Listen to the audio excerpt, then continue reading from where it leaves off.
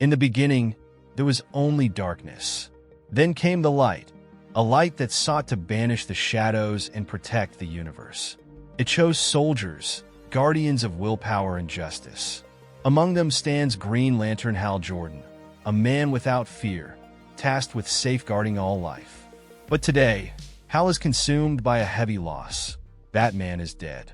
Hal stands in the solemn quiet of a cemetery, his thoughts weighed down by the absence of his ally and friend. As he reflects on the life and legacy of the Dark Knight, he's joined by Barry Allen, the Flash. Barry himself has only recently returned from the grip of death, making him uniquely familiar with the fragility of life and heroism.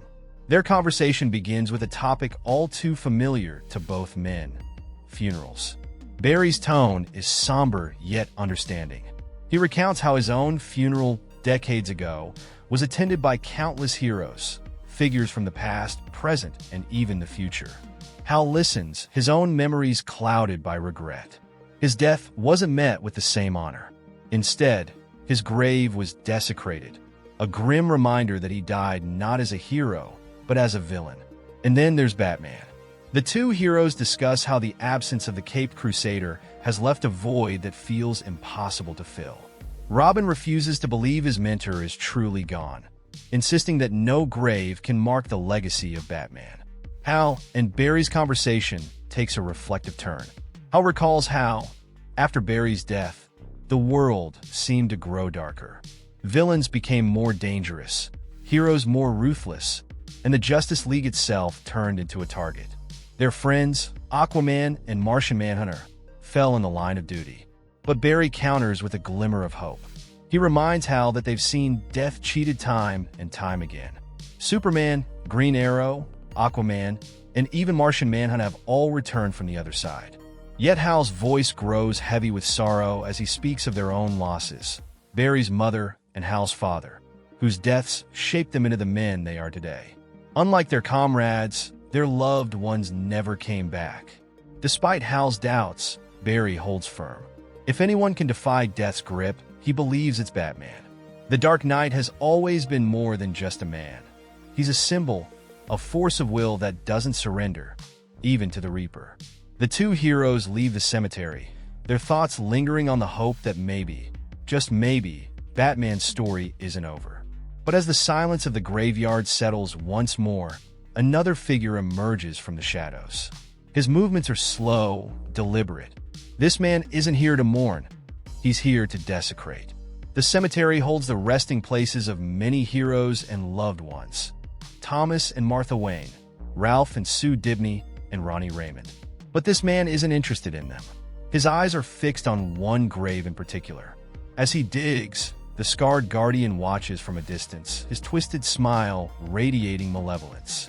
The man exhumes a skull and holds it up to the moonlight, a grim trophy of the Bat himself. This man is Black Hand, an agent of death and chaos. With his black hand, he swears the dead will rise. The blackest night has begun. In Gotham City, under a sky painted with clouds as dark as the deeds about to unfold, Black Hand sits in eerie silence, holding the skull of Bruce Wayne. He speaks to it, a chilling monologue filled with foreboding. This skull, he insists, will play a pivotal role in the events to come. And in Sector 666, a sinister force awakens. The Black Lantern Central Power Battery releases a torrent of rings into the universe, harbingers of death and destruction. Meanwhile, in Coast City, Green Lantern Hal Jordan leads a parade alongside his fellow Lanterns. It's a solemn occasion, the anniversary of Superman's death at the hands of Doomsday. This day has become a national holiday to honor fallen heroes. But for Hal, the weight of remembrance is personal. Coast City bears the scars of its tragic past, having been decimated by Mongol and Cyborg Superman. As the parade continues, Hal's thoughts drift to the losses that have shaped him. He remembers his father, Martin Jordan, and his predecessor, Abin Sur. His memories extend to his comrades. John Stewart mourns his wife, Kat Matei, lost to violence. Kyle Rayner recalls the tragic death of his girlfriend, Alex DeWitt, while Hal remembers the loss of Jade, Guy Gardner's late love, Ice, and countless others who've fallen in the line of duty. This day of remembrance stretches across the globe. In Smallville, Clark Kent, his mother Martha, and Connor Kent grieve the recent death of Jonathan Kent. In Pittsburgh, Professor Stein, Jason Rush, and Gehenna visit the grave of the original Firestorm. At Titan's Tower, the Teen Titans honor their fallen comrades, from Marvin White to Tara. Kid Flash discusses his own brush with death and resurrection with Wonder Girl. Even villains mark this day. In Central City, the Rogues visit their secret graveyard, honoring fallen allies like Captain Boomerang and the original Mirror Master. In Gotham, Alfred Pennyworth makes his way to Batman's grave, only to find it desecrated, with Bruce Wayne's skull stolen. Hal Jordan and Barry Allen meet later at the Hall of Justice. They review the morgue where the bodies of deceased supervillains are kept safe after a conspiracy involving corpse harvesting was uncovered by Nightwing. As they reflect on the sheer number of fallen heroes and allies, Barry is horrified to see names like Ronnie Raymond, Ralph Dibny, and Sue Dibny among the casualties. Their grief is interrupted by a distress call from Alfred about the desecration of Bruce Wayne's grave. Elsewhere, Hawkman and Hawkgirl are embroiled in a heated argument. Hawkman's frustration boils over as he questions their destined love, rooted in their endless cycle of reincarnation. Tensions rise as Hawkman grows bitter over the inclusion of Jean Loring, revealed as a murderer, being honored among fallen heroes. On the planet OA, the Guardians of the Universe sense a storm brewing. The Black Lantern rings streak across the cosmos, awakening an ancient terror.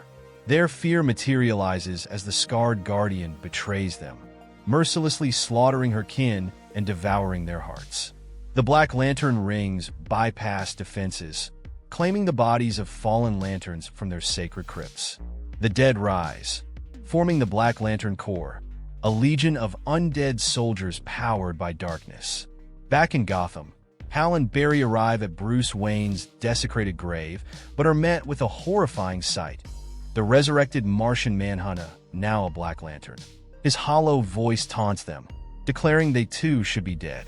At St. Rock, Hawkman and Hawkgirl's argument reaches a heartbreaking crescendo. Just as Hawkgirl begins to confess her love, they are ambushed by two Black Lanterns, Elongated Man and Sue Dibny. In a brutal battle, Hawkman is beaten with his own mace, and Hawkgirl is mortally wounded by a spear. As she lies dying, she whispers her love to Hawkman, who vows revenge. But his rage is short-lived. Elongated Man rips out his heart, while Sue claims Hawkgirl's. Black Hand arrives, watching with twisted delight. He places Black Lantern rings on the bodies of Hawkman and Hawkgirl, commanding them to rise. With their resurrection, the ranks of the Black Lantern Corps swell, their dark mission only beginning.